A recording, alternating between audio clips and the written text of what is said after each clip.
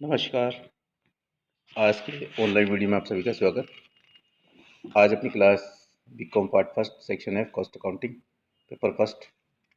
मैं sir doctor R K Agarwal. आज अपने एलिमेंट ऑफ कॉस्ट के बारे में चर्चा करेंगे। इसके बारे में अपन चर्चा करेंगे कि ये एलिमेंट ऑफ कॉस्ट के कौन कौन से अपने पास फंडामेंटल है, इसको किस प्रकार से अपन इसका वैल्यूएशन करते हैं। एलिमेंट ऑफ कॉस्ट अपने डिपेंड करता है मटेरियल, लेबर, एक्सपेंसेस और इनको किस किस कैटेगरी में बांटना है, इसका आपको वैल्यूएशन करना है। सबसे पहले जो पॉइंट इसमें आ रहा है मटेरियल कॉस्ट।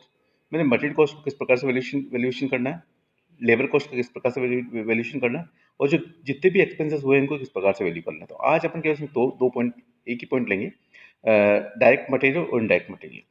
ठीक है। तो पहले लेबर कॉस्ट क्या है, इसके बारे में अपन चर्चा करेंगे कि किसी वस्तु के निर्माण में जो सामग्री उपयोग में लाई जाती है उसे जो भी प्रोडक्शन कर रहे हैं उसके संबंध से या उससे रिलेटेड जो भी सामग्री अपने काम में लाई जाती है उसको मटेरियल, और उस लागत को प्रथम तत्व जो एलिमेंट कौन सा फर्स्ट एलिमेंट है उसी पर डिपेंड हो, यानी उसे मटेरियल की संज्ञा दी जाती है। इसमें वस्तु की लागत सम्मिलित की जाती है जो एक व्यवसाय को प्रदान की जाती है। मतलब जो उसमें वस्तु की लागत सम्मिलित की जाती है जो एक व्यवसाय को डिफाइन करती है। इसमें सेकंड जो अपने पास बोल रहा है कि इंपॉर्टेंट पोर्शन है कि श्रम लागत, यानी लेबर कॉस्ट।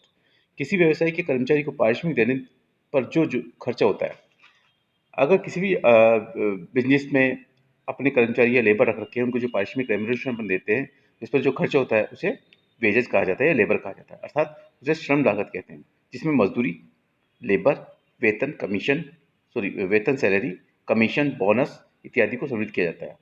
इसे लागत का दूसरा तत्व माना जाता है। फर्स्ट फैक्टर कौन सा अपने पास, एलिमेंट कौन सा है प्रोडक्शन कॉस्ट के लिए, एक तो मटेरियल और दूसरा अपना लेबर।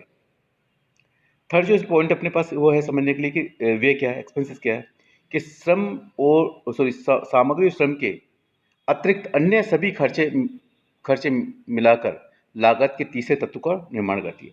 फर्स्ट एलिमेंट अपने पास मटेरियल, सेकंड लेबर और थर्ड एक्सपेंसेस है। इनका जो इन तीनों से जो इन तत्वों से मिलकर थर्ड फैक्टर बनता है एक्सपेंसेस है।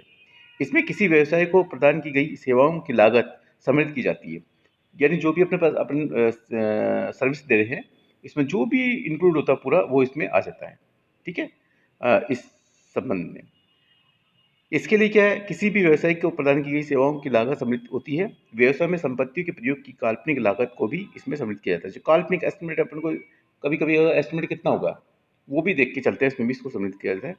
कि इसमें जैसे उदाहरण के लिए मूल्यांश एक ऐसी काल्पनिक लागत है। डेप्रिसिएशन क्या होता है कि किसी भी वस्तु को अपन निरंतर यूज करते हैं तो उसमें कुछ घिसावट होती है, कुछ कमी होती है। उसके लिए फंड का अपन जो भी निर्माण करते हैं वो डेप्रिसिएशन के लिए वो हास के तौर पर उसको वैल्यूएशन किया जाता है। अब मेन जो अपने पास पॉइंट इसमें निकलते आ रहे हैं तो अपने डायरेक्ट मटेरियल और डायरेक्ट मटेरियल और इनडायरेक्ट मटेरियल, दो चीज़ें फंडामेंटल। मटेरियल दो चीज़ से में है। सबसे पहले क्या है, डायरेक्ट मटेरियल। इसमें अपने पास डायरेक्ट मटेरियल में कौन कौन सा अपने पास आ रहा है टॉपिक के अकॉर्डिंग। अपने पास है डायरेक्ट मटेरियल, पहला पॉइंट है इसमें, ये प्रत्येक सामग्री यानी प्रत्यक्ष सामग्री लागत डायरेक्ट मटेरियल कॉस्ट और इनडायरेक्ट मटेरियल कॉस्ट। यदि कोई सामग्री पूर्ण रूप से किसी निश्चित लागत केंद्र अथवा निश्चित लागत इकाई को खर्च की जाती है तो उसे सामग्री की लागत उस केंद्र अथवा इकाई के लिए प्रत्यक्ष कहलाती है। मैं डायरेक्ट एक प्रोडक्शन अपन कुछ करें, डायरेक्ट जैसे अपन को किसी चीज़ का प्रोडक्शन करना है तो डायरेक्ट रूप से उसमें अपन जो मटेरियल यूज आ रहा है तो डायरेक्ट मटेरियल क्या आएगा, इसमें जो बिल्कुल फैक्ट तरीके से उसके लिए यूजेबल है। ये ध्यान रखें कि किसी केंद्र लागत इकाई में कोई सामग्री प्रत्यक्ष रूप से तभी संबंध की जा सकती है जबकि प्रत्येक केंद्र अथवा इकाई के लिए उस सामग्री का उपयोग अलग अलग हिसाब से रखा जाए।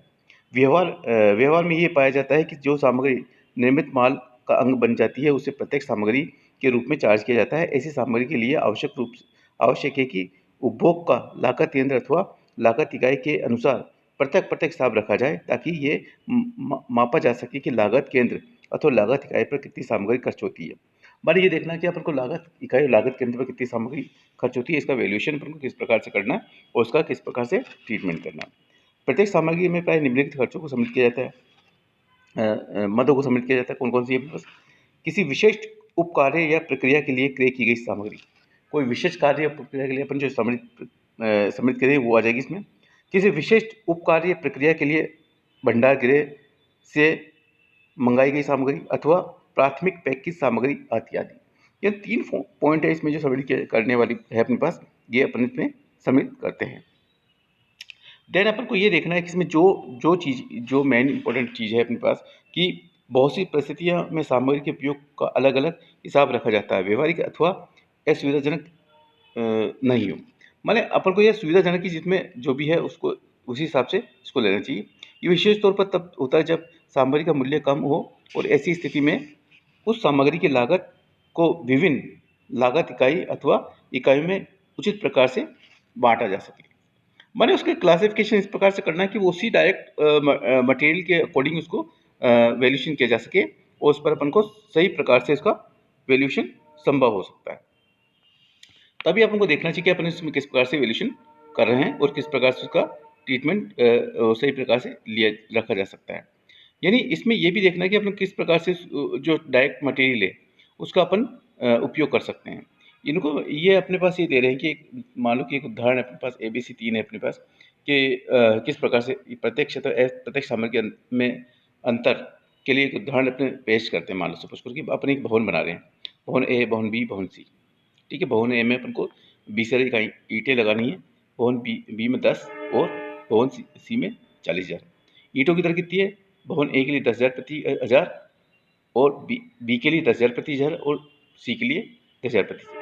अब एक बजरी का ट्रक दर 48,000 का जो भवन बे के पास डाला गया तथा तीनों भवनों पर आवश्यकता अनुसार काम में ली जाती है। माने एक जो बी में डाल दिया अपने बजरी वाला भवन और ट्रक, और उसी के अकॉर्डिंग हम देखना कि क्लासिफिकेशन किस प्रकार से करेगा। तो इसमें ये कह रहा है कि उदाहरण के लिए कि यदि भवन ए में 20,000, कैसे अपन भवन में जो भी अपन क्लासिफिकेशन करेंगे वो तीनों का अकॉर्डिंग उपयोग के अकॉर्डिंग कर रहे हैं। तो नेसेसरी कि अपन भवन बनाने में अपन को ईंट और बजरी तो नेचुरल काम में है, तो डायरेक्ट अपने पास काम में आ रही चीज़ें।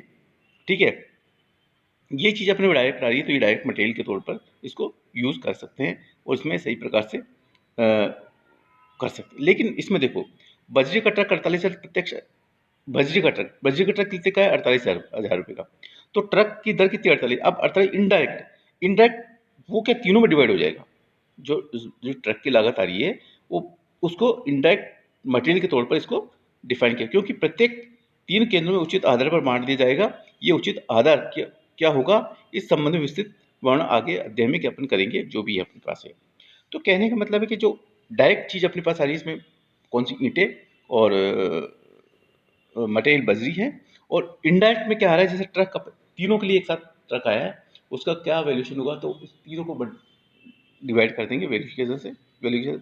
तो प्राय व्यवहार में अधिक खर्चीली वस्तुओं का हिसाब किताब अलग रखा जाता है और ये लागत केंद्रों को प्रत्यक्ष रूप से चार्ज की जाती है। परंतु जैसा कि पहले बताया गया है कि जो वस्तु कम मूल्य की होती है उसका हिसाब अलग अलग नहीं रखा जा सकता और वे लागत केंद्रों को अप्रत्यक्ष रूप से चार्ज की जाती है। भवन लागत इसमें क्या बोल रहा है कि भवन संबंधी उपयुक्त उदाहरण के लिए प्रत्येक भवन के दरवाजों के लिए खरीदी गई लकड़ी उसके लिए प्रत्येक सामग्री लागत होगी, जबकि कीलें, पेंचे आदि के खर्चे अप्रत्यक्ष रूप से किए जाएंगे। एक भवन अपन चलो एक भवन बना रहे, भवन में एक लकड़ी गेट लगा रहे हैं। लकड़ी गेट में क्या है? मटेरियल है अपनी डायरेक्ट लकड़ी। ठीक है, अब इनडायरेक्ट क्या है उसमें? जैसे अपन पेंचे कीले लगा तो वो इनडायरेक्ट मटेरियल हो गया, उसके लिए उसमें जो सहयोग दे रहा है उसके साथ में वो इनडायरेक्ट मटेरियल हो गया। ठीक है, जैसा कि पहले बताया जा चुका है जो वस्तु निर्मित वस्तु का अंग बन जाती है उसे लागत को प्रत्यक्ष रूप से चार्ज की जाती है, लेकिन जो वस्तु निर्माण में केवल सहायक होती है उसे उस लागत को अप्रत्यक्ष माना जाता है। माने जो निर्माण में के लिए वस्तु के निर्माण में लिए अभिगमन यानी सही बिल्कुल कार्य उसके लिए बिल्कुल सटीक है वो मेन, और जो सब पार्ट है उसके लिए सेकंड पार्ट है वो इनडायरेक्ट बन जाता है। तो आज अपन इस टॉपिक में जो आज अपने एक छोटा सा टॉपिक लिया है डायरेक्ट कॉस्ट है, तो डायरेक्ट कॉस्ट डायरेक्ट मटेरियल तो डायरेक्ट मटेरियल है वो ये एलिमेंट ऑफ कॉस्ट का एक पार्ट है। तो डायरेक्ट मटेरियल और इनडायरेक्ट मटेरियल जो डायरेक्ट रूप से किसी प्रोडक्शन के लिए काम में आ रहा है और जो उस प्रोडक्शन में सहायक चीज़ लग रही है वो इनडायरेक्ट मटेरियल के रूप में उसको काम में लिया जा सकता है। और इसके बारे में अपन ने आज चर्चा की है। कल अपन इसमें डायरेक्ट मटेरियल, डायरेक्ट लेबर और इनडायरेक्ट लेबर के बारे में चर्चा करेंगे। लेबर के संबंध में जो भी उचित मार्गदर्शन है और जो इसको किस प्रकार से क्लासिफिकेशन किया जाएगा उसके बारे में देखेंगे। और उसके बाद अपन एक ये भी टॉपिक पर चर्चा करेंगे कि indirect overhead element of cost में जो सेकंड पार्ट इसका निकल का आएगा एक्सपेंसेस में कि अपने पास ओवरहेड कितने प्रकार के होते हैं। तो उसमें अपन कौन कौन से ओवरहेड हैं इनके बारे में चर्चा करेंगे। जैसे फैक्ट्री ओवरहेड है, एडमिनिस्ट्रेटिव ओवरहेड है, सेलिंग एंड डिस्ट्रीब्यूशन ओवरहेड है। फैक्ट्री ओवरहेड जो फैक्ट्री से संबंधित है, एडमिनिस्ट्रेटिव जो अपने पास प्रशासनिक कार्यों से संबंधित है, और सेलिंग एंड डिस्ट्रीब्यूशन जो सेल की प्रोसेस से संबंधित है उसके बारे में अपन विस्तार से चर्चा करेंगे। और ये टॉपिक को आज अपन यहीं समाप्त करते हैं। थैंक यू, धन्यवाद।